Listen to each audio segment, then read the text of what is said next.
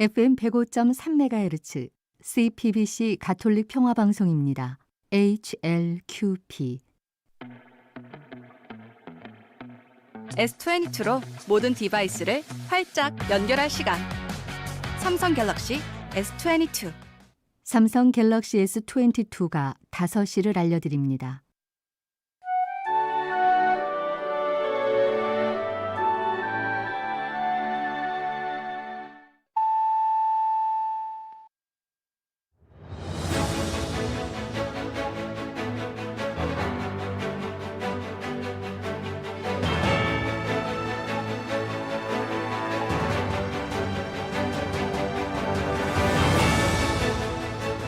이기상의 뉴스 공감.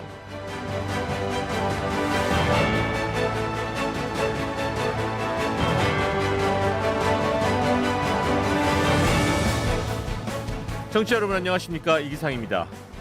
지구촌의 내일을 위한 오늘 4월 5일, 오늘은 식목일입니다. 예전에는 식목일이 공휴일이어서 가까운 수목원이나 산을 찾기도 했었죠. 이제는 평일이다 보니까 오늘이 식목일이었나? 깜빡 잊고 살 때가 많은 것 같습니다. 자, 그러고 보니까 서울 면적의 3분의 1의 면적을 태우면서 213시간 동안의 최장기 산불로 기록이 된 동해안 산불이 일어난 지도 한 달이 지났는데요.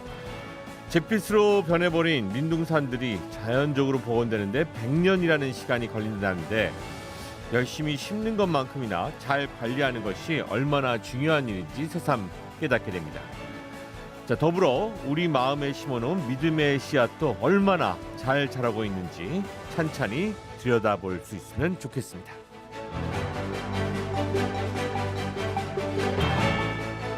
자, 오늘 5시 브리핑에서는요, 대통령 집무실 예비비에 대한 국무회의 처리 사안 살펴보겠고요. 김은혜 대통령 당선자 대변인이 사임하면서 경기도 지사 출마 여부에 관심이 쏠리고 있다는 소식, 그리고 차기 정부의 초대 국무총리로 내정이 된 한덕수 총리 후보자를 둘러싸고 여야의 신경전이 고조되고 있다는 소식 전해드리겠습니다. 자, 송영길 전 대표의 서울시장 출마 가능성에 내용이 깊어지고 있는 더불어민주당 내 상황과 3월 물가가 4.1% 상승하면서 최근 10년 3개월 만에 최고치를 기록했다는 소식, 그리고 남한을 무력의 상대로 보지 않는다면서 남한을 겨냥해서 총포탄 한 발도 쏘지 않을 거라는 북한 김여정 노동당 중앙위원회 부부장의 발언도 짚어보겠습니다. 자, 오늘의 픽 인터뷰에서는요, 안민석 더불어민주당 의원을 전화로 연결해서 경기도지사 출마의 변과 또 전국 현안에 대한 견해 함께 나눠보겠고요.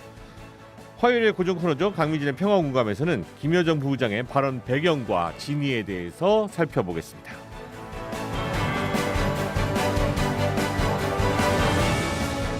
자, 이기상의 뉴스 공감, 오늘도 청취자 여러분과 함께 만들어갑니다. 100원의 유료 문자 샵 1053, 어플리케이션 빵톡 준비되어 있고요. 유튜브 이기상의 뉴스 공감, 지금 보이는 라디오로 진행되고 있습니다. 많은 여러분들 함께 찾아오셔서 글 달아주시고 함께 의견들 나누어주시면 대단히 감사하겠습니다. 자, 오늘도 뉴스 공감 시작하겠습니다.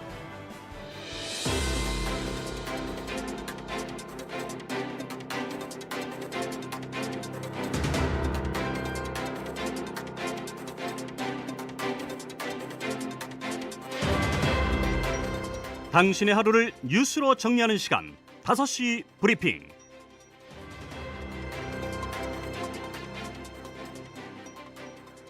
자, 오늘도 5시 브리핑 시작하겠습니다. 오창희 인권연대 사무국장, 그리고 맹현균 기자 두 분 오셨습니다. 안녕하십니까? 네, 안녕하세요.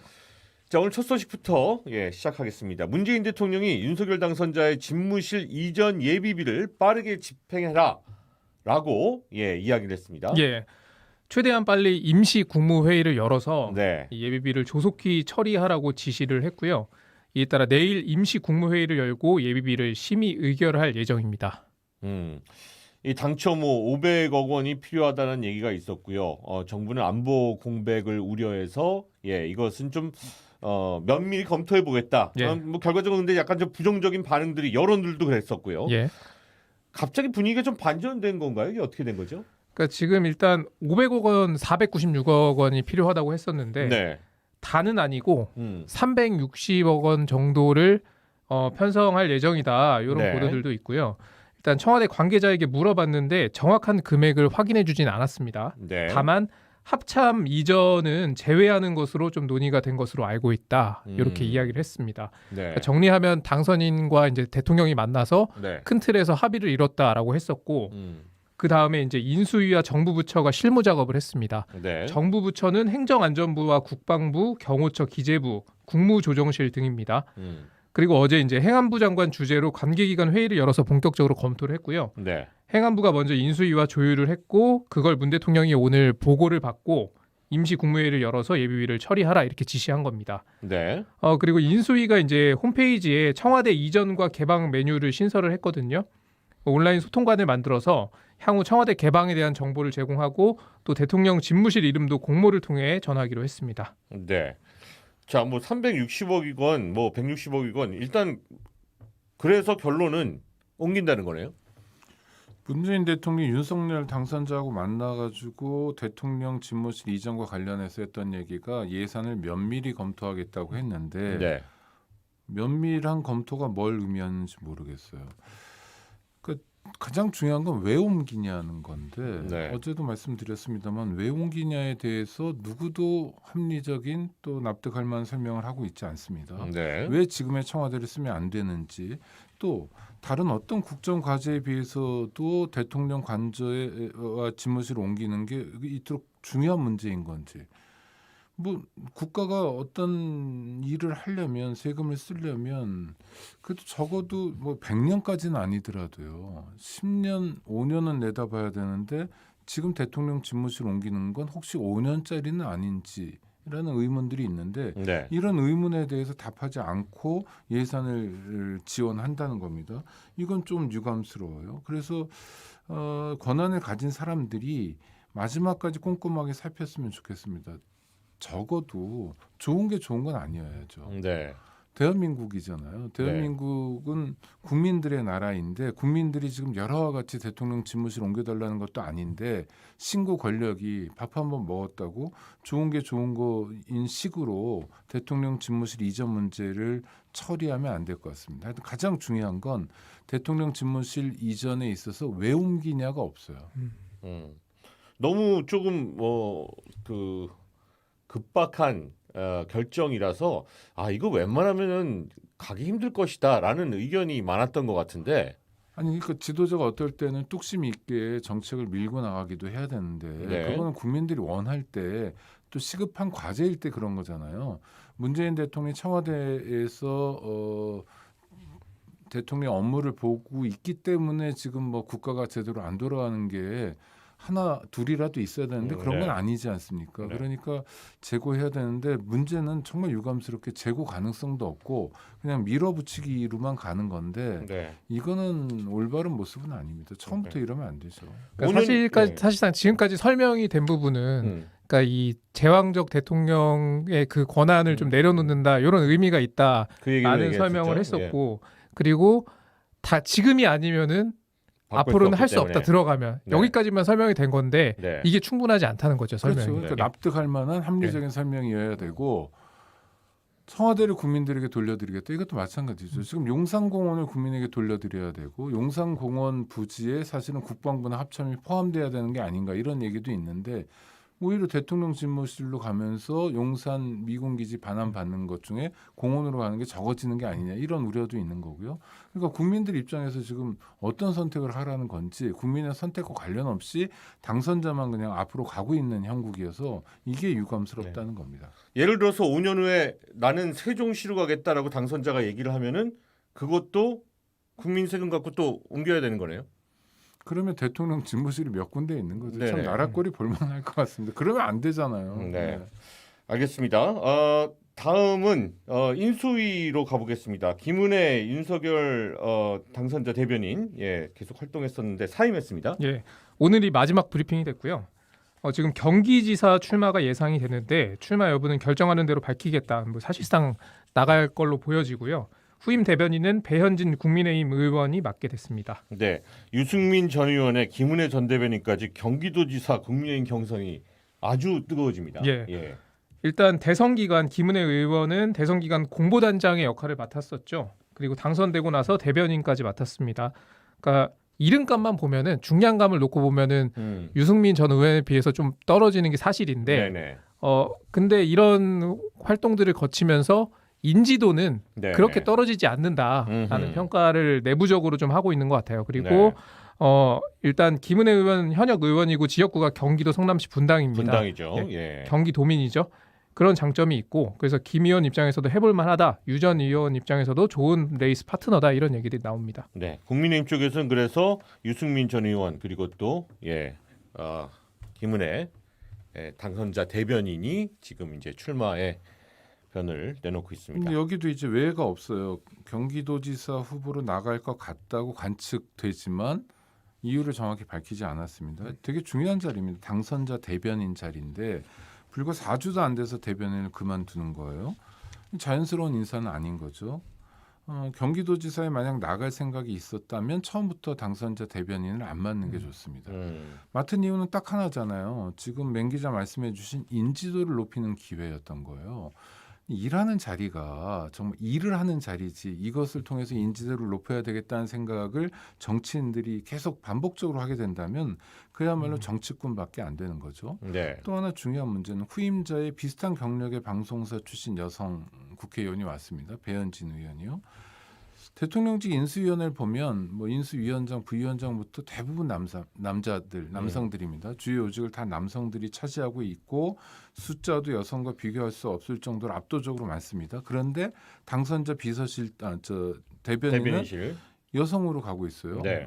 첫 번째, 두 번째 다. 네. 이거는 전형적인 남성 본위 사회에서 여성을 소모시키는 방식이에요. 그러니까 일종의 꽃 한 송이처럼 보이게 하는 거죠. 이게 구시대적 여성관이 부활하고 있는 것 같아서 좀 유감스럽습니다. 그래서 네.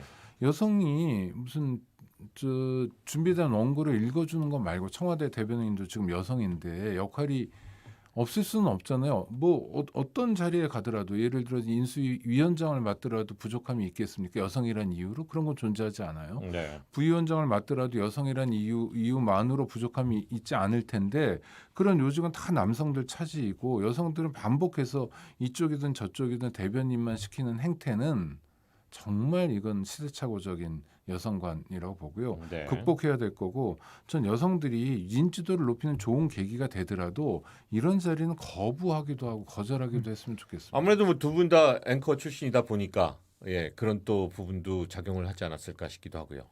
그렇죠. 그러니까 뭐 본인의 정치 경력에서는 굉장히 중요한 포인트다라고 생각해서 네. 결석 받았을 텐데 저는 이게 기본적으로 여성을 소모시키는 방식이어서 마땅치 않다라고 말씀드리는 겁니다. 네. 자, 한덕수 총리 후보자가 지명된 가운데 여야의 신경전이 좀 고조되고 있다라는 얘기입니다. 예, 국회 인사청문회 거쳐야 되죠. 네. 더불어민주당이 철저한 검증을 예고했습니다. 물론 한덕수 전 총리죠. 후보자가 과거에 이제 총리를 지냈지만 그때와 지금은 좀 도덕적 기준이 달라졌다. 그런 의미에서 좀 철저하게 검증하겠다는 겁니다. 네. 여기서 이제 7대 검증 기준을 제시했는데 네. 뭐 병역 면탈, 세금 탈루, 부동산 투기, 위장 전입, 논문 표절, 음주운전, 성범죄 등입니다. 이게 이제 문재인 정부가 세운 고위공직자 인사 검증 기준인데요. 네. 이를 두고 이제 국민의힘에서는 완전한 코미디다 이렇게 비판을 했어요. 그러니까 문재인 정부에서 7대 기준을 지키지도 않았으면서 이걸 왜 다시 꺼내드느냐. 내로남불에 대한 사과가 먼저다 이렇게 비판을 했는데 네. 이 부분은 이런 생각이 들어요. 그러니까 문재인 정부에서 잘 못했으니까 네. 우리한테도 그런 기준을 들이대지 말아라는 좀 아니지 않나. 그러게요. 그러니까 오히려 문정부에서 이런 원칙을 지키지 못했지만 우리는 이 부분까지 검증해서 지키겠다라고 표현을 하는 게 더 국민의 신뢰를 얻는 방향이 아니었나라는 생각이 듭니다. 네. 7대 기준이라는 건 어쨌든 지금 그 야당에서 그러니까는 예. 민주당에서 이제 꺼낸 카드다 보니까 이제 이런 얘기들이 오가는 것 예. 같은데. 자, 한덕수 후보자 관련한 논란들 뭐 어떻게 제기되는 게 있습니까? 일단 미국계 사모펀드 론스타 관련 이 사건 관련 의혹이 있고요. 네. 그러니까 김앤장 고문으로 있으면서 거액의 고문료를 받은 논란 등도 인사청문회에서 제기될 것으로 보입니다. 네. 그러니까 투기자본감시센터가 이제 한 후보자에 대해서 2002년 11월부터 8개월간 이 론스타의 국내 법률 대리인 김앤장의 고문으로 재직을 하면서 네. 총 1억 5천여만 원을 받은 것으로 알려졌다. 론스타의 외환은행 불법 매각을 은폐한 책임자다 이렇게 주장하기도 했고요. 네. 그리고 2017년 12월부터 4년 4개월 동안 고문료를 18억 원 넘게 받은 것도 논란으로 제기되고 있습니다. 이 18억 원이 국민 감정상 좀 큰 돈이긴 하죠. 근데 이 문제는 돈보다 과연 어떤 일을 하고 이렇게 많은 돈을 받았는가 네. 이런 게 또 검증 포인트가 될 것으로 보입니다. 일단 당선인 측은 이런 논란 알고 있다. 그리고 국민 눈높이에 맞지 않는다는 것도 알고 있다. 다만 그 역량과 지혜로 국정을 끌고 갈 수 있는 사람을 내정했다. 이렇게 입장을 밝혔습니다. 론스타 오랜만에 듣네요. 아니 그러니까 공직자들이 공직을 마치고 나와서 대형 로펌에 갔다가 네. 또 공직에 나갈 기회가 있으면 다시 들어오고 다시 로펌으로 가고 이런 일이 반복되고 있습니다. 회전문 오가는 것 같아요. 대형 로펌은 꼭 판사, 뭐 검사 뭐 이런 사람들만 채용하는 게 아니라 이렇게 고위공직자들도 많이 채용합니다. 심지어 네. 뭐 언론인들까지도 거액을 주고 그러게요. 아주 유명한 저 논설위원 글 잘 쓴다고 뭐 평가도 많이 받던 분도 지금 대형 로펌에 가 있습니다. 이런 분들이 가서 뭘 하냐? 그 대형 로펌의 이익을 위해서 일하는 거예요. 대형 로펌은 한마디로 얘기해서 법률 회사예요. 회사의 목적은 이윤 창출, 돈 버는 거고요. 네. 돈 버는 게 목적인 회사에서 사람을 채용하고 고문으로 모시고 돈을 주는 건 그만큼 돈이 되기 때문이에요. 그렇겠죠. 18억을 만약 줬다 하면 18억보다 훨씬 더 많은 이익을 보장해 주기 때문에 18억 원을 주는 겁니다. 이유가 있겠죠. 네. 근데 돈을 그러니까 매출을 일으킬 만한 구석은 되게 많죠. 아까 론스타 같은 걸 방어했다는 것도 마찬가지지만 네. 또 하나는 뭐 여러 가지 지금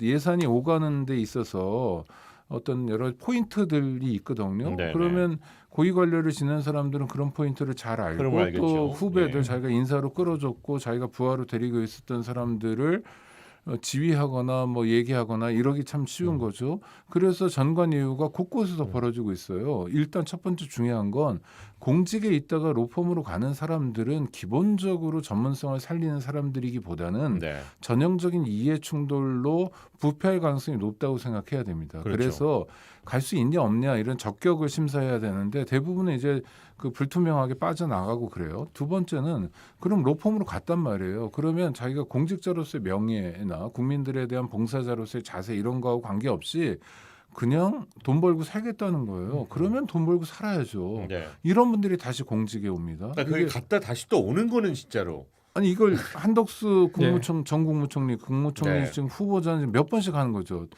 김현장에도요. 2000년도 초반에 갔다가 그때는 8개월 동안 1억 5천 6천이라고 그러잖아요. 액수가 많죠. 4년 동안 18억. 그건 2017년 일이거든요. 그러니까 들락날락하면서 돈을 버는 겁니다. 하나만 선택하라는 거예요. 역량이 정말 있는 분이어서 그런 거 같은데 국민에 대한 봉사를 선택하려면 봉사만 선택하고 돈이면 돈으로 해야죠. 그러니까 대형 로펌에 채용되는 것 자체도 이해 충돌이지만 그분이 다시 돌아오면 정말 국민을 위해서 일할까요? 아니면 자기를 다시 채용해 줄 대형 법률 회사를 위해서 일할까요? 네. 이 의심에 대해서 본인은 아니라고 하지만 짧은 기간 동안 수십억 원의 돈을 줄 수 있는 사람에게 마음이 가죠. 왜냐하면 인심은 곳간에서 나거든요. 전 자체로 총리 부적합일 수밖에 없다고 생각하는데요. 네. 생각해볼 문제들이 여러 가지가 있습니다. 예. 민주당 같은 경우에는 지금 송영길 전 대표 서울시장 출마 그래서 하는 겁니까? 일단 네. 송영길 전 대표가 최근 예. SNS에 올린 사진을 좀 보면요. 네. 서울 서초동 성당에서 미사를 봉헌한 사진을 올렸습니다. 그 기도손을 하고 있고 예. 또 대건 안드레아라는 본인의 세례명을 또 강조를 했어요. 네. 그리고 서초 고등학교를 다녔다고도 썼습니다. 네. 서울과 연고가 없는 게 아니라는 거를 열심히 보여줬죠. 예. 그래서 서울로 이사했습니다. 뭐 네. 이 짤도 또 돌아다니고 있고요. 예. 그러니까 서울시장을 출마를 해야 되니까 이렇게 네. 하는 건데 당내 분위기가 좀 심상치 않습니다. 네. 그러니까 문제는 이게 좀 계파 갈등으로 비춰진다는 건데, 그러니까 송 전 대표가 출마해야 한다고 하는 쪽은 인물이 없다. 지금 오세훈 시장에 대적할 만한 인물이 없기 때문에 네네. 좀 친이재명계로 분류되는 송영길 대표가 나서서 좀 서울시장 선거에서 이겨야 하지 않느냐라는 네네. 거고, 반면 비이재명계는 이들의 좀 세력 확장을 경계하고 있는 겁니다. 네. 그게 좀 특이한 점이 이 86세대 학생운동 동지들도 좀 비판적인 시각을 보이고 그래요. 있다는 건데, 예, 김민석 민주당 의원의 경우 대국민 설명과 사과가 필요하다라고 네네. 비판을 했고요. 연세대 동기인 우상호 의원도 출마 선언이 여러 카드를 무산시켰다 이렇게 비판을 했습니다. 그러니까 이게 지금 갈등의 뿌리가 결국 계파 갈등 아니냐 이런 그런가요? 지적들이 예. 나오고 있어요. 그러니까 민주당이 대선 패배 후에 뭐 반성과 쇄신을 강조해 왔잖아요. 그리고 대선 과정에서도 반성과 쇄신을 강조했었고, 근데 이런 갈등 때문에 지금 반성에 대한 의지가 보이지 않는다. 위기의 민주당이다 이런 얘기가 나오고 있습니다. 네. 패배를 했을 때 사실은 더 갈등들이 깊어지죠. 그럼요. 예. 이기면 잔치해야죠. 근데 송영길 의원이 얘기하는 것 중에 좀 사실을 확인해야 되는데 이분이 고등학교를 광주 대동고를 다녔거든요. 그렇죠. 네, 근데 갑자기 서초고등학교를 다녔다면은 고등학교를 두 군데를 다녔나요? 하여튼 뭔지 잘 모르겠습니다. 그리고 늘 하던 얘기가 그 대동고 출신 동기 중에 전영진이라는 학생이 있었습니다. 네네. 고3 때 5.18 항쟁에 참여했다가 시민군으로 예. 고3 나이에 계엄군의 총탄을 맞고 돌아가신 분이에요. 이분이 광주 지역에서는 굉장히 유명한 분인데 88년에 MBC에서 어머니의 이름으로라고 최초로 5.18 관련 다큐멘터리가 나왔을 때 그 네네. 어머니가 전영진 열사의 어머니였고요. 어머니셨구나. 아버지는 예. 전계량 씨라고 광주에서 뭐 시의원도 했는데 천주교 광주대교구에서 아주 열심히 활동한 평신도였고 네네. 뭐 하여튼 그렇습니다. 그래서 늘 그게 자랑이었는데 내가 그 서초 고등학교가 예. 서초동 사법연수원의 별칭이다. 라는 걸 덧붙였어요. 네. 연수원 다녔다고요. 그거를 서초 고등학교로 표현을 했어요. 두 번째 무슨 얘기를 하려고 그러냐면 서초고등학교가 당시에 네. 생기지도 않았어요. 서초고등학교가 예. 80년에는 없었고 그래서 기억에 하여튼 80년대 후반인가 생긴 학교여서 송영길 씨가 다닐 수가 없었는데 다녔다고 정리됐습니다. 정리됐습니다. 예. 두 번째. 그다음에 저는 송영길 의원이 뭐 서울시장 나가고 뭐 이런 것도 상관없는데 하여튼 그럴 수 있다고 보는데 저는 여기에 대해서 문제 제기하는 사람들을 좀 살펴보고 싶은데 첫 번째 김민석 의원인데요. 네네. 이분이 20년 전에 2002년에 서울시장 나갔던 분입니다. 당시에 맞습니다. 이명박 후보하고 후보랑. 붙어가지고 깨졌죠. 맞습니다. 근데 이 양반이 1964년생인데 당시에 몇 살이었냐 하면 만 37살이었어요. 맞아요. 당시 집권당은 민주당이었습니다. 맞습니다. 김대중 맞습니다. 정권이었죠. 예. 그러니까 집권 여당의 서울시장 후보로 37살 떠오르는 별이었죠 그때. 국회의원이 나갔죠. 예. 그러다가 이제 2002년 대선을 거치면서 뭐 이제 왔다 갔다 하다가 예. 그림이 흐려지고 그랬는데 그 서울시장 자리와 인연이 많았던 사람이죠. 될 뻔했든지 하여튼 출마했던 네. 사람이고 우상호 의원은 지난번 재보선 때 박영선 의원하고 함께 경선을 해가지고 진 사람이죠. 서울시장을 꿈꾸던 사람입니다. 하여튼 김민석, 우상호 또 박주민 뭐 이런 분들이 여러 가지 얘기를 하는데 다들 서울시장을 하고 싶어하는 사람들 선수들끼리 하는 얘기예요. 그래서 이 얘기는 좀 네. 진정성이랄까 이런 건 좀 떨어지는 것 같고요. 그러지 말고 정말 할 얘기 있으면 자기들끼리 하고 국민들의 귀에까지 들려오지 않도록 했으면 좋겠고 뭐 경선 룰이 있을 거 아닙니까? 경선에 따라 정정당당하게 대결해가지고 민주당의 상품을 내놓으면 네. 시민들이 선택하면 되는 거죠. 네. 지금부터 자기들끼리 싸울 일은 아니다. 알겠습니다. 잠시 후 픽 인터뷰에서 경기도 출마 선언한 안민석 의원 인터뷰 좀 나눠보도록 하겠습니다. 자 마지막 소식으로요. 그 김여정 노동당 중앙위원회 부부장이죠. 부부장. 예. 자 남쪽에 총포탄 하나 쏘지 않겠다. 예. 이런 발언을 했어요. 그러니까 이틀 전에 담화를 내고 또 냈습니다. 네. 그러니까 이틀 전에는 남한이 심각한 위협에 직면할 수도 있다고 엄포를 놨다가 또 오늘은 남한을 겨냥해선 총포탄 한 발도 쏘지 않을 것이다. 예. 라고 했는데요. 그러니까 뭐 서로가 적이 아니다. 같은 민족이다. 이런 점을 강조했지만 또 뒤에 한마디 붙였어요. 그러니까 군사 대결을 선택한다면 핵 전투 무력은 임무를 수행할 것이다. 네. 이렇게 이야기하기로 했습니다. 네, 이틀 전에는 원색 비난을 일삼았었고 오늘은 또 상반된 메시지를 내놓고 있습니다. 오늘 평화공감 시간에 끝머리에서 함께 꼼꼼히 좀 짚어보도록 하겠습니다. 자, 오늘 두 분 대단히 감사합니다. 예, 고맙습니다.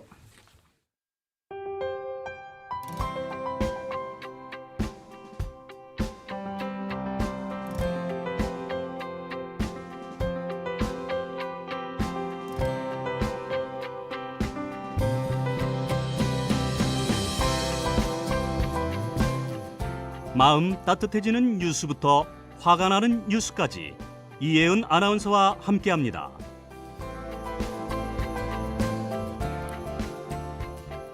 자, 오늘도 변함없이 뉴스 공감 함께하겠습니다. 네, 안녕하세요. 뉴스초이스 아나운서 이혜은입니다. 뉴스 공감이라고 제가 얘기했네. 네. 뉴스 초이스에서 함께 공감하도록 하겠습니다. 네. 자, 첫 번째 소식은요. 혹시 포켓몬빵 아세요? 아, 이거 난리잖아요. 그렇죠. 요즘 정말 난립니다. 제가 딱 요거 나왔을 때 잠시 외국에 빠져 있었던 때라 가지고 네. 제가 요 트렌드를 못 읽고 있었는데 네.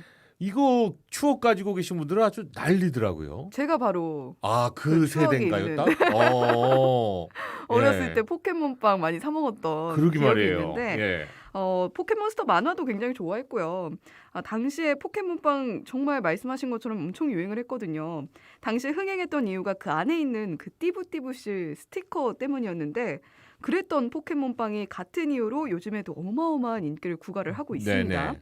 중고거래 플랫폼 당근마켓에는 그 띠부띠부실 이만하잖아요. 굉장히 그 작은데 띠부띠부 실이 그러니까 실 같은 거예요? 우표 같은 거? 그 딱지 같은 거? 붙였다 뗄 수 있는 스티커. 아하. 그렇죠. 그거예요. 네. 그게 근데 이제 레어템인 거예요. 제가 어렸을 때는 그 코팅된 책받침 요즘 잘 안 쓰는 것 같긴 한데 그 파일 위에다가 그걸 하나씩 이렇게 붙이는 거야. 네, 붙여서 모으고 그랬었거든요. 그런 또 유행이 있었군요. 네, 예. 또 그 인기 있는 포켓몬들 캐릭터는 또 네, 굉장히 당근마켓에서 뭐 3만 원. 정말 이 작은 1.5cm 남짓한 네. 그 작은 스티커가 지금 당근마켓에서 뭐 3만 원, 5만 원 이렇게 이거는 팔리고 있다고 하더라고요. 레트로와 함께 이렇게 같이 또 뜨고 있는 분위기인가 봐요. 네, 예. 그렇습니다. 그 가격 책정의 기준은 포켓몬의 희소성과 인기도에 따라서 좀 책정이 되고 있고요. 네. 뭐 인기가 많고 뭐 피카츄라던가 인기가 많은 캐릭터나 희소성이 높은 포켓몬이 그려진 시리즈로 값이 비싸지는 겁니다. 네. 뭐 이런 현상이야 원하는 사람들끼리 거래를 하는 거니까 그렇다 치더라도 요즘 이 포켓몬빵이 인기가 많아도 너무 많습니다. 편의점마다 포켓몬빵 진짜 없습니다. 숨겨놓은 것도 없습니다라고 써 있어요, 거기. 네, 굉장히 많이 붙어 있잖아요. 예. 저도 많이 봤는데 이렇게 잘 팔리기만 하면 뭐가 문제겠습니까? 하지만 진짜 문제는요. 그 실 하나를 얻기 위해서 실만 갖고 빵은 버려지고 거예요? 있다는 아이고. 사실입니다. 아까운 음식을. 그렇죠. 요즘 뭐 누가 배를 곱냐, 누가 굶어 죽냐 하는데 지난달 말만 봐도요. 초등학생 뇌종양 딸을 혼자 키우던 여성이 마트에서 분유를 절도하다가 적발되는 일이 있었고요. 네네. 또 지난해 12월에도 제주도에서 생활고 겪던 남성이 40여만 원의 현금 그리고 3천 원 상당의 떡볶이 한 봉지를 훔쳤다가 집행유예를 선고받은 일이 있었습니다. 예. 자, 이렇게 한쪽에서는 생활고로 벼랑 끝에 내몰린 사람들이 있는가 하면 한쪽에서는 스티커 한 장을 위해서 빵을 사서 그대로 버리고 있는 거죠. 네. 이건 환경에도 막대한 문제가 되고 있습니다.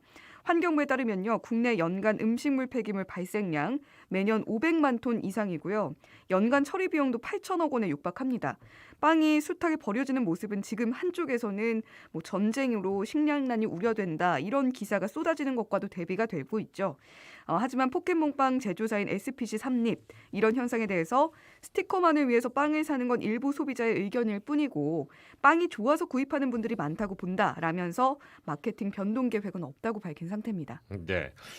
뭐 내 돈 내고 내가 음식 사는데 네. 문제될 건 없는데 이것 때문에 또 음식을 버리고 있는 장면은 참 보기 안 좋은 것 같습니다. 그렇습니다. 그렇죠? 예. 자, 다음 소식은요. 네, 저 어린 청년들이 무슨 죄가 있냐라면서 러시아 군에게 먹을 것을 건네고 또 부모님과 영상통화를 할 수 있게 휴대폰을 내어주던 우크라이나 네네네. 주민들이 달라졌습니다. 우크라이나 하르키우 인근 도시인 이지움의 우크라 민간인들이요. 러시아 군에게 독이 든 빵을 건네서 러시아군 2명이 즉사하고 28명이 중태에 빠졌습니다. 전쟁입니다. 예. 네, 이 내용은 우크라이나 국방부 정보부대의 페이스북 성명을 통해서 밝혀졌고요. 사망한 군인들은 러시아 제3자동차 소총부대 소속인 것으로 드러났습니다. 우크라이나 하르키우와 이지움은요. 러시아가 돈바스 지역을 공격하기 위한 거점이면서 또 보급로가 되기 때문에 굉장히 중요한 거점 도시입니다. 우크라이나 국방부 정보부대는요. 우크라이나인들은 가능한 모든 수단을 동원해서 저항하고 있다라고 말했는데요. 자기 나라를 위해서 어떻게든 투쟁하고 있는 우크라이나인들을 누가 비난하겠습니까마는 우리 누리꾼들 전쟁 초기만 해도 따뜻함을 잃지 않았던 모습을 떠올리면서 네. 무엇이 우크라이나인들을 변하게 했는지 안타까움을 감추지 못하고 있습니다. 한 누리꾼은요. 비록 적군이지만 독이 든 빵을 건네는 심정이 어땠을까? 그러게요. 전쟁만 아니라면 모두 자식 같은 심정이었을 텐데 안타깝다. 라고 적으면서 러시아의 푸틴 대통령을 비판했고요. 또 전쟁 초기만 해도 러시아 소년병들을 측은하게 바라보던 우크라이나 사람들이었는데 그러게요. 예. 무차별적 대학살과 또 비인간적인 성폭행 사건을 접했으니 민심이 바뀌는구나. 너무 안타깝고 슬픈 일이다. 라고 적은 누리꾼도 있었습니다. 또 다른 누리꾼도요. 독재자 한 명 때문에 일어난 비극이라면서 총이 없다면 빵으로라도 싸우는 현실이 슬프다고 평했습니다. 네. 뭐 어제도 전해드렸던 그 부차 대학살. 네. 우크라이나에서 지금 여러 민간인 학살들이 이루어지고 있는데 예, 그러다 보니까 이게 결과적으로는 전쟁으로 가게 되는 거죠. 안타까운 소식들 계속 들려오고 있습니다. 자, 오늘도 잘 들었습니다. 고맙습니다. 네, 고맙습니다.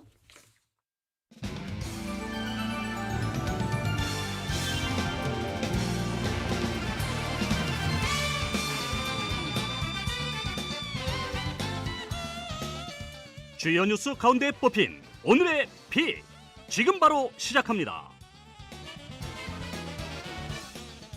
네, 6월 1일 실시되는 제8회 전국 동시지방선거가 이제 2달도 채 남지 않았습니다.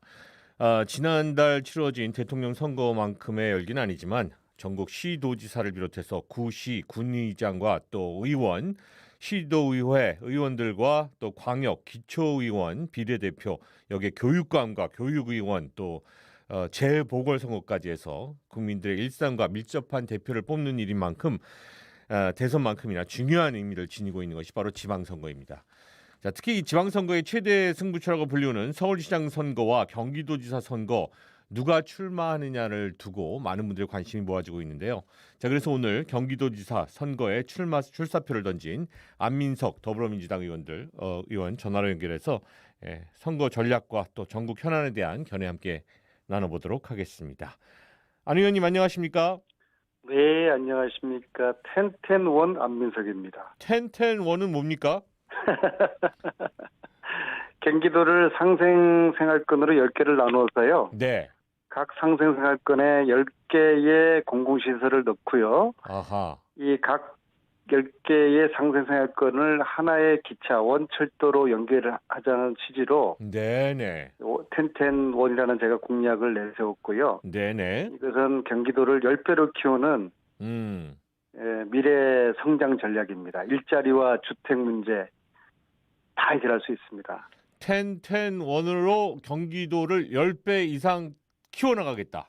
네. 라는 좋죠? 그런 메시지를 담고 있군요. 네, 쏙 들어오시죠, 귀에? 예, 쏙 들어옵니다. 이제 앞으로 한동안은 이렇게 본인을 소개하고 다니시겠네요. 그동안 제가 수도권 내리오선 안민석입니다 했는데 맞습니다. 이제는 앞으로 텐텐원 안민석입니다. 그렇게 네네. 하려고 합니다. 오늘 제가 처음으로 말씀을 그렇게 제가 소개를 했습니다. 그러게 순간 당황했습니다. 네네. 자, 오는 6월 1일 전국 동시지방선거 경기도지사 도전하고 계신데 뭐 네. 경기도지사 선거가 이렇게 원래 화려했었나라는 생각을 하게 될 정도로 대선 주자급 후보들이 많이 보이는 것 같습니다.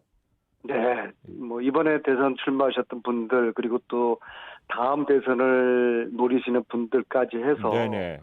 아주 쟁쟁한 분들이 지금 출마를 하시게 되어서 네네. 저로서는 이제 과분하고 영광이고요. 최선을 다해서 선의 경쟁을 하려고 합니다. 단지 지금 이제 경기도는 이번 대선 이후에 경기도만큼은 꼭 지켜야 된다는 도민들의 열망이 좀 팽배해 있고요. 물론 네네. 알겠지만요. 누가 과연 지킬 것인가? 제가 생각할 때는 지금은 착한 선비형보다는 결기 있는 이수신 장군형의 지도자를 갈구를 하고 있다. 아하. 이런 시대 정신을 제가 얻고 있다고 보고요. 네네.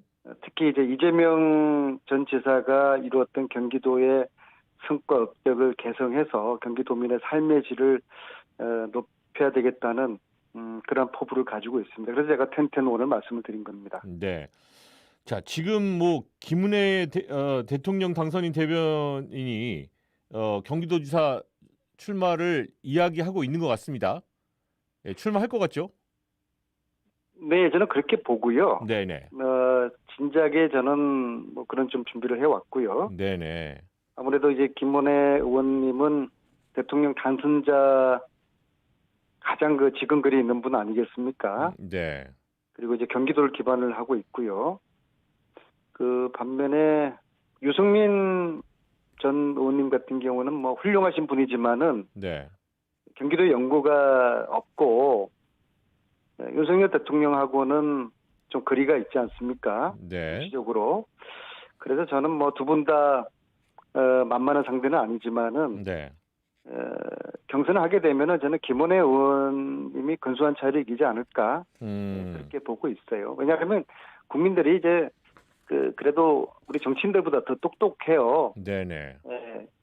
일단 유승민 전 의원님이 나오시는 거는 조금 좀 생뚱맞고 상식과는 좀 떨어지죠. 제가 만약에 대구시장 나간다 그러면은 얼마나 웃기게 보이겠습니까? 또 대구 시민들이 저를 참 왜 저러나 그런 시선으로 보지 않겠습니까? 그러니까 지금 그런 것 같습니다. 예, 김은혜 대변인이 나간다라는 것에 대해서는 어쨌든 대통령의 측근이기 때문에 이것이 어떤 말이 된다. 어떤 그만큼 힘을 받을 것이다라고 생각을 하시는 거죠, 그러니까. 아마 이제 김원혜 의원님 같은 경우에는 그 윤석열 당선자 네.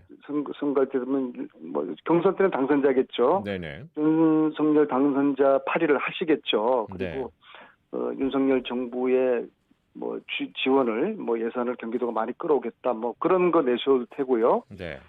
저 같은 경우에는 이제 우리 민주당 지지자들 향해서 사실 지금 이제 야만의 시대가 다가오고 있지 않습니까? 이 야만의 시대에 오히려 저는 이제 윤석열 정부와 맞설 수 있는 그런 이제 강단 있고 결기 있는 그런 뭐 후보가 필요하다. 그렇게 저는 이제 호소를 하겠죠. 네.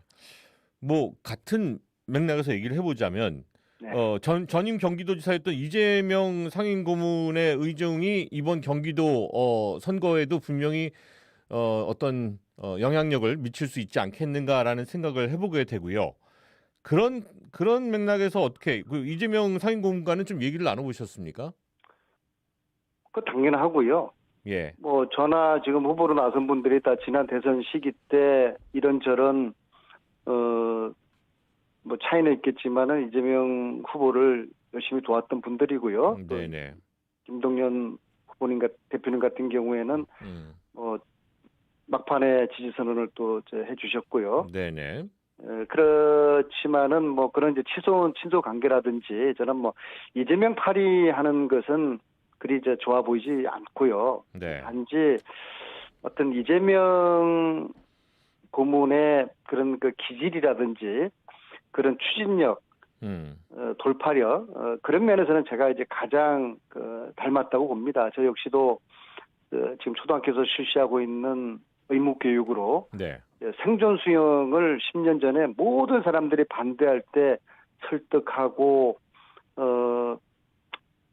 뭐 토론회도 뭐 수없이 하면서 이걸 이제 돌파를 해냈거든요. 그리고 뭐 반값 등록금이라든지 무상급식 이런 것들의 이런 정책을 펴나가는 최일선에서 제가 아주 돌파를 해냈고 성과를 냈지 않습니까? 네. 그래서 이재명 고문처럼 한다면 하는 뭐 그런 기질을 저도 좀 강하게 가지고 있습니다. 네. 그래서 저에게 기회가 주어지면은 이재명 지사가 이루었던 못다 했던 뭐 사실 피지 못한 꽃이죠. 네.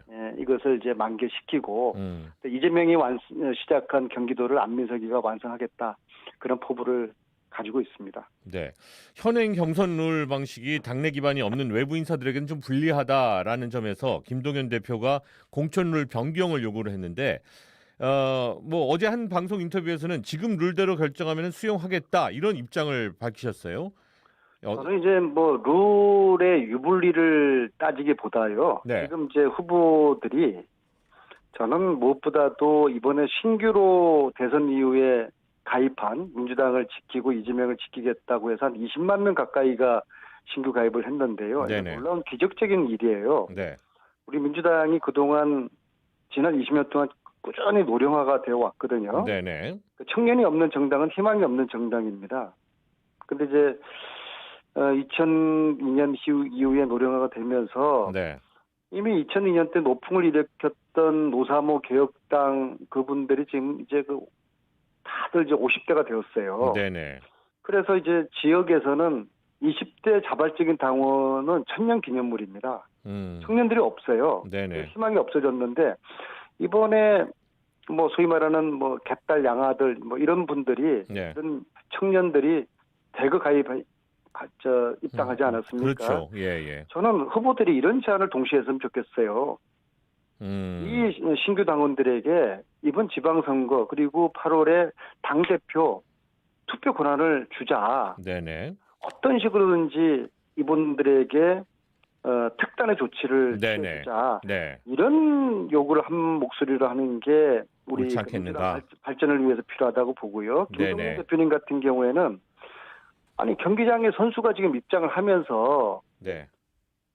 뭐 룰에 대해서 이러니 저러니 말씀하시고 네네. 룰을 바꾸자고 하시고 하다가 지금 이 룰대로라면 따르겠다라고 마치 뭐 큰 양보를 하시듯이 이렇게 마치 그 말 바꾸기 하시고 처음에는 뭐 전략공천 그런 이야기도 나오고 그랬어요. 그런 네네. 거 지도부에 요구를 했다라는 뭐 그런 이야기도 들렸고 그다음에 그 권리당원 비율을 줄여달라는 뭐 그런 요구를 실제로 하셨던 것 같고요. 네네. 지금 이게 이야기가 지금 서너 차례 바뀌시거든요. 자. 이거는 그래도 정치 개혁을 하시고자 나선 분의 예, 예. 태도로서는 상당히 좀 구태스러운 그런 모습으로 비치니까 네네. 좀 이러지 말았으면 좋겠습니다. 네.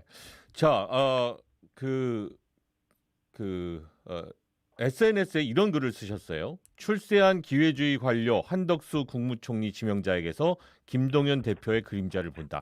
페이스북 그 글 제목입니다, 이게. 예. 네네. 어떤 의미로 쓰신 건가요, 이게? 이제 관료분들이 이제 오랜 관료 생활을 하면서 네네. 이제 각 역대 정권마다 능력도 인정받지만은 네. 가령 김동연 대표님께서 박근혜 정부의 초대 국무조정실장 하셨지 않습니까? 네. 장관급이거든요. 이것은 당시에 어떤 국정농단 그 세력들의 그 신임을 받지 않았으면은 그 정책을 맡을 수가 없는 것이거든요. 네. 반면에 또 그 이전에 MB 정권에서는 인수위원을 하시고 청와대에서 계셨고 MB 정부에서 차관까지 승승장구하셨단 말입니다. 네. 이런 분이 박근혜 정부에서도 장관급의 요직에 등용이 되었다. 네.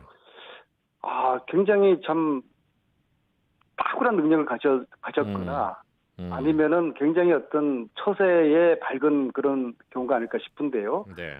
특히 더 흥미있는 것은 문재인 정부에서도 아주대 총장 2년 하시다가 부총리로 발탁이 됐어요. 네. 근데 또 이상한 것은 역대 MB하고 박근혜 정부에서는 뭐 상당히 고분고분한 그런 관료였는데 또 문재인 정부에서는 반문적인 그런 색채를 띄었어요. 네네. 소득주도 성장을 끊임없이 비판하고 문재인 대통령의 경제 정책에 대해서 이제 네네. 비판을 하지 않았습니까? 네네. 그러니까 임종석 원 비서실장이 그런 이야기를 뭐 하셨다고 그래요. 정말 그 김동연 부총리 그 시절에 그분 이렇게 그 좀 저 진정시키고 다독거리느라고 뭐 엄청 힘들었다고 그냥 자꾸 뭐 기자들이나 뒤에서 딴소리를 하시니까 네. 그러니까 굉장히 좀 특이한 그런 이력을 가지고 계신 것이죠. 네네. 어쨌거나 생존 능력은 굉장히 이제 뛰어나신 분이신데요. 문제는 이분이 네. 민주당의 정체성에 얼마나 가까울까? 그것은 민주당 당원 여러분 잘 하시겠죠. 예, 이번 선거 때 한번 지켜봐야 될 것 같고요. 네. 자, 경기도지사 선거와 함께 이번 지방선거의 최대 승부처 서울시장 선거입니다. 송영길 전 대표의 서울시장 출마를 앞두고 당내 반발의 움직임도 있는 것 같은데 이거에 대해서는 어떻게 생각하십니까? 뭐 송영길 대표는 나름대로 뭐 신중하게 판단을 하셨고 네. 또 정치인이니까 정치적인 여러 가지 계산도 하셨겠죠. 근데 이제 서울시 국회의원들이 대체적으로 이제 반대를 하셔요. 근데 이미 송 대표님은 이제 나셨었고요. 그래서 지금은 용기를 가진 분들이 같이 이제 경선을 해서 서울시장 후보를 만들어내는 경쟁력 있는 후보를 만들기 위한 좀 흥행 있는 그런 경선을 만들어내는 수밖에 없는 것 같아요. 포기할 수 없는 거 아니겠습니까? 네. 단 한 가지 말씀드리고 싶은 것은 저는 어떤 판단을 할 때 중요한 정치적인 판단을 할 때 기준 중에 하나를 나의 판단이 국민들이 보실 때 이게 염치가 없게 보이는 거 아닐까. 그 면에서는 좀 아쉬움이 있죠. 네네. 약간의 아쉬움을 느끼고 계시다라는 네. 정도로 정리하겠습니다. 뭐 마지막으로요. 이거 잠깐만 여쭤보겠습니다. 그 대선 과정에서 논란됐던 김건희 씨의 논문 표절, 뭐 학력 위조, 경력 위조, 도이치모터 주가 조작 의혹들 대선 이후에 다 쏙 들어갔습니다. 이거 뭐 어떻게 될 걸로 보십니까? 이게 참 저는 야만의 시대가 다가오고 있다고 표현을 드렸는데요. 그런 맥락이라고 봅니다. 왜 김건희 씨의 주가 조작에 대해서는 수사하지 않고 제대로 수사하지 않고 그 법카 이것만 이렇게 압수수색을 하는 것이죠. 네네. 법이라는 거는 만인의 평등해야 되지 않겠습니까? 네. 만약에 이재명 후보가 대통령 당선됐다고 하더라도 이랬을까요? 네. 네, 그래서 이제 앞으로 윤석열 정권이 기획수사, 정치보복 이런 것들로 가는 지금 수준을 밟고 있다고 봐요. 야만의 시대가 지금 다가오고 있다는 그런 느낌이 듭니다. 네. 오늘 오후에 열리고 있는 이 더불어민주당 의원총회에서 검찰개혁과 언론개혁 법안 처리 여부를 논의한다고 하는데 뭐 이거 어떻게 될 걸로 예상하십니까? 오늘 의원님들에게 뭐 전체적인 내용을 설명을 뭐 담당하시는 의원님들이 이제 했고요. 그리고 이걸 앞으로 어떻게 처리할 것인지에 대한 좀 토론이 있었고요. 근데 네. 문제는 시간이 없는 이게 시간 싸움이고 시간 전쟁입니다. 5월 9일이 데드라인이고요. 이 개혁법안을 검찰 언론 개혁법안을 5월 9일까지 처리하지 못하면 이제는 더 이상 기회가 없습니다. 그래서 지도부가 네. 이것을 특히 이제 박홍근 원내대표께서 지금까지 지금 잘 이렇게 하고 계시지만은 좀 더 결기를 가져야 됩니다. 네. 5월 9일까지 이 개혁법안을 처리하지 못하면은 원내대표를 사퇴하겠다는 그런 배수진까지 치고 본인의 정치적인 어떤 생명을 건다는 그런 각오로 네. 해야지 이게 될까 말까 한데요. 네. 저도 열심히 응원해 보겠습니다. 네. 시간이 없습니다. 알겠습니다. 자, 오늘 안민석 텐텐원 안민석 더불어민주당 의원과 함께 경기도지사 선거와 관련돼서 함께 이야기 나눴습니다.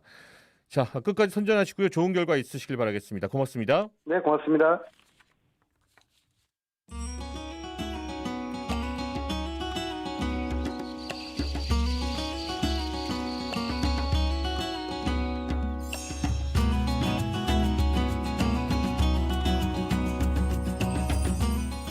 내일의 한반도의 평화의 씨앗을 심는 시간, 강미진의 평화 공감.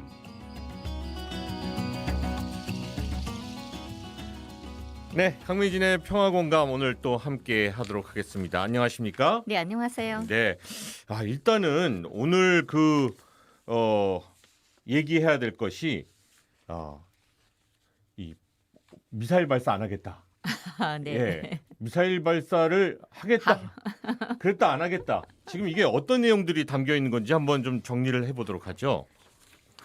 사실 북한 김여정 노동당 부부장이 이제 지난 1일에 소욱 한국 국방부 장관이 지난 1일에 미사일 전략 사령부 개편식에서 네. 연설을 합니다. 그 연설에서 어떤 내용이 나냐면 북한에 대한 선제 타격 이 문자가 나오거든요. 네네. 이 선제 타격이라는 단어가 이제 일단은 그런 거잖아요. 먼저 공격하겠다 이 의미를 담고 있는 거잖아요. 네네. 네, 그러니까 북한이 이틀 연속 이런 담화를 내보내는 그런 의미를 본다면 북한은 이제 우리가 너네 남한을 적으로 보지 않고 있어. 네. 그런데 왜 남한은 우리를 선제 타격하겠다고 해? 적대시에. 네. 왜 그러냐? 이제 그런 분노가 있죠.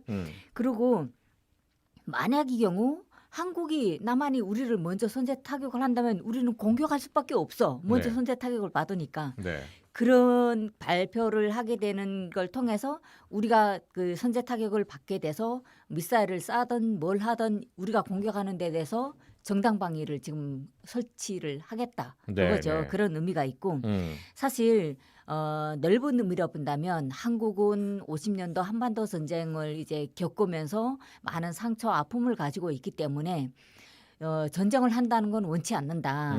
이것보다 이제 50년도 전쟁보다 더 많은 상처를 가질 거다. 그러니까 전쟁을 반대하는데 남한을 무력 대상으로 보지 않는다. 우리는 네. 이 내용이 담겨져 있는 거죠. 네. 그러니까 한 번 담아 발표했다가 이렇게 연달아 하는 거는 흔치 않은 경우죠. 이게. 그렇죠. 네. 아. 사실 이게 두 번을 발표하는 건 여러 가지 의미가 좀 있다고 보는데요. 네네. 먼저 첫날 발표가 3일에 있습니다. 3일에 발표하는데 제가 다 이제 기억을 못해서 예. 종이를 보고 읽으면요. 네네. 이날 이제 그 첫날 담화 원래 이제 한국은 그런 거 있잖아요. 이제 보수 정부가 들어오다 보니까 남북 관계는 평화 기류는 어쨌든 평평하고 기온이 낮아지는 상황이잖아요. 그런 상태에서 선제 타격이라는 말이 나왔고 네. 그러면 북한이 반발을 해서 김여정 부부장이 이제 예. 그 공개 담화를 이제 발표를 세게 했는데 나왔죠. 거기다가 예. 어떤 얘기를 했냐면 예. 망발, 뭐 쓰레기, 미친놈, 뭐 음. 분별 없다, 뭐 장관이라는 자가, 뭐 객기 이런 것도 있고요. 네네. 그리고 국방장관이라는 자가 함부로 내뱉은 망언 때문에 심각한 위험에 직면하게 될 수도 있다. 그러니까 우리는 남조선에 대한 것을 많은 걸 제거할 거다. 네네. 근데 이렇게 참변을 피하려거든 좀 자숙해라. 아 맞아요. 참변을 피하려거든 자숙해라. 네, 자숙해라. 이 네. 표현들이 셉니다. 네, 예. 그렇게 하고 뭐라고 했냐면 나는 이자의 객기를 다시는 보지 않았으면 그런 걸 바란다. 이렇게 강경 발언을 예. 하는데 그 하루 건너서 5일날 오늘이죠. 네네. 오늘 발표한 자리에는 예. 좀 유순하게 노동신문에 내보낸 자리에서 남조선 군이 이렇게 얘기를 해요. 남조선 군이 우리 국가를 반대하는 그 어떤 군사 행동을 취하지 않는다면 이거는 요즘뿐날 우리 군이 이렇게 미군하고 같이 협동하자는데 반대했잖아요, 미국이. 네네네. 그러니까 그런 의미도 좀 담은 것 같아요. 그래서 남조선 군이 우리 국가를 반대하는 어떤 행동을 하지 않는다면 우리도 공격을 안 한다. 공격 공격할 일 대상 없다. 아니다. 예. 그리고 남한과 싸우려는 생각이 애초에 없다. 아하. 네. 그리고 주적이 남한이 아니다. 네네. 이렇게 명확하게 밝힙니다. 오늘 발표에서는. 어허. 네. 그러니까요. 그러니까 이게 지금 그러니까 어떻게 보면은 강경하게 반응을 해서 그 네. 선제 타격이라는 그 단어부터 시작을 해서 여러 가지 표현에 대해서 말 그대로 참변을 피하려거든 자숙해라. 나는 이자들의 객기를 다시는 보지 않게 되기를 네. 바란다라는 강경한 발언을 네. 하다가 지금 여기에서 이제 어떻게 보면은 속도 조절을 했다고 할까요? 어떤 강약 조절을 이렇게 네. 했다고 할 수 있는데 자 여기에 깔려 있는 가장 큰 의도는 뭐라고 보시는 거예요? 그럼? 그러니까 사실 지금 남북한 평화 그 기류는 아주 좀 팽팽하거나 뭐 그런 상황이잖아요. 네네네. 그게 좋다고는 볼 수는 없는 상황이죠. 좋았었죠 한때 네. 옛날에. 그러니까 지금 지금은 상황, 아닌 것 지금은 같아요. 새로운 예. 이제 보수 정부가 들어오다 보니까 예. 북한이 이제 좀 비난 수위가 그렇습니다. 조금 예, 높아진 예. 상황인데 예. 이 상황에서 3일날 발표한 그 발언대로 강경 발언을 하게 되면 남북 관계는 정말 더 어떻게 경색되는 될지도 거죠. 모르는 예. 그런 상황이니까 자 이게 다시 한번 좀 유순하게 다시 발표를 하자. 그렇게 그렇게 해서 정확하게 남한에 우리 발표를 이제 전날한 거는 격분하니까 네. 이렇게 발표를 했는데 실제 우리는 남한을 주적으로 보지 근데 않는다. 전에 같은 경우에는 사실은 격한 발언하고 네. 그냥 이런 거 안 끝냈죠. 했거든요. 예. 네. 네. 그러니까 이번에는 이런- 확실하게 좀 어떤 유화된 그런 메시지를 전해야겠다는 뜻이 확실하게 있었나 네. 봐요. 그래서 이 정부 들어서서도 좀 어떻게 보면 남북 관계를 좀 열어갈 수 있는 그런 것도 북한이 좀 생각을 준비되어 하고 있지 있다. 않나. 네, 그렇게 보고 있습니다. 이게 실제로 이런 이제 발언들이 나오게 되면 우리도 이제 하도 뭐 많이 들어서 강경한 발언들을 네. 들어도 사실 막 이렇게 저만 하더라도 지금 이렇게 막 웃잖아요. 네. 그러니까는 이게 표현이 워낙에 우리가 안 네. 듣는 표현이라서 웃는 것도 있지만은 아이 설마 네. 이런 생각들을 한단 말이죠. 그렇죠. 자, 실제 북한 주민들은 이런 담화들, 이런 내용들 보면서 무슨 생각을 하고 있을까요? 사실 북한 주민들은 이런 거예요. 남북 관계가 악화되거나 네. 좋을 때는 뭐 영화나 뭐 텔레비전 연속극이나 소설이나 음악 이런 문물을 통해서 시대 정치를 반영을 많이 합니다. 네. 그러니까 그런 걸 보고 자란 사람들은 어떻게 하겠어요? 아 이렇게 남한은 우리의 적이로구나 아니면 아 우리 한민족이구나 이런 걸 시대 문물에 따라서 인지를 하고 성장한단 말이에요. 네. 그런데 최근에는 뭐 그러고 보니까 최근도 아니에요. 2000년대부터는 남한에 대한 그 문물이 그 드라마를 통해서 아니면 영화를 통해서 어마어마하게 많이 들어왔단 말이죠. 그래서 네네. 지금 현재는 북한 주민들이 적이라는 개념보다는 일단 남한은 경제력이 막강한 나라, 열심히 일하면 부자가 될 수 있는 나라, 어허. 네, 그리고 부지런하면 나도 잘 살 수 있는 나라, 그리고 마음 먹으면 내가 어디든지 여행을 갈 수 있는 나라. 네네. 이렇게 좀 좋은 쪽으로 인식이 되고 있단 말이에요. 아, 그런가요? 지금 현재. 예, 그러니까 예. 이런 상황에서 솔직히 말해 이제 북한 사람들이 당국에서 첫날 발표를 이렇게 했는데 그래 네네. 미국 놈들하고는 싸워야 되는데 남조선도 거기다 뭉뚱그려서 같이 싸워야 돼 네네. 이렇게 했다가 당국에서 우리는 남조선은 적이라고 하지 않는다. 그러니까 중앙이 하나 하면 전체 인민이 하나를 외쳐야 되는 그런 시스템이기 때문에 네네. 그래 우리 나만 원수로 보면 안 되지 네네. 이런 식으로 이제 주민들이 인식을 할 수 있다는 거죠. 그러니까 어떻게 보면 이런 담화 속에 북한 주민들에 대한 메시지도 네. 함께 담고 있다라고 같이 저는 있다는 거죠. 당연히 네. 볼 수밖에 없네요. 그런 의미에서 이제 김여정 담화를 보면서 북한 주민들이 느끼는 감정 같은 것도 있을 것 같아요. 예, 그렇죠. 이제 그 북한 주민들은 최근에 이제 그 어느 날 3월 24일 날인가요? 네. 그때 이제 화성 17호라고 이제 쌓으려는데 성공했다고 어마어마하게 이제 예. 그 멋있는 선전을- 영상까지 예, 만들어가지고 예. 예. 그리고 진짜 이 영상 자체가 예. 드론으로 해서 촬영을 하고 멋있게 했잖아요. 뮤직비디오였어요. 네. 예. 그러니까 그런 자부심이 있는 그런 상태에서 김여정의 담화문에 있는 내용들을 공감할 것 같아요. 네. 우리는 이렇게 핵으로 발전했고 이렇기 때문에 핵을 가지고 있는 나라를 건들지 말라는 그런 메시지도 주민들은 좀 알 수 있을 것 같고 네. 그리고 물리적 공격이 만약 경우에 있다고 하게 되면 우리도 한 목숨 바쳐 우리 군사력이 이제는 막강했기 때문에 이런 상황도 달라질 수도 있겠다 이런 생각을 할 수도 있을 것 같고요. 그리고 이제는 우리가 이만한 무기를 다 성공시키고 발전했으니까 네. 겁낼 걸 없을 것 같다. 음. 이런 마음을 가질 것 같아요. 여러 가지 지금 생각들이 공존하고 있는 그런 또 중요한 시점을 우리가 맞이하고 있고 또 대한민국엔 새로운 정부가 출범을 앞두고 있습니다. 자, 오늘도 함께했습니다. 대단히 감사합니다. 감사합니다.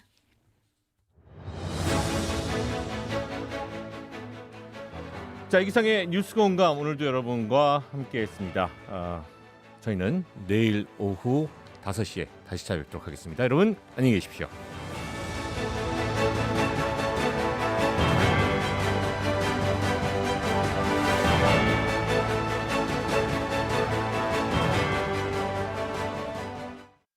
가톨릭 평화방송입니다.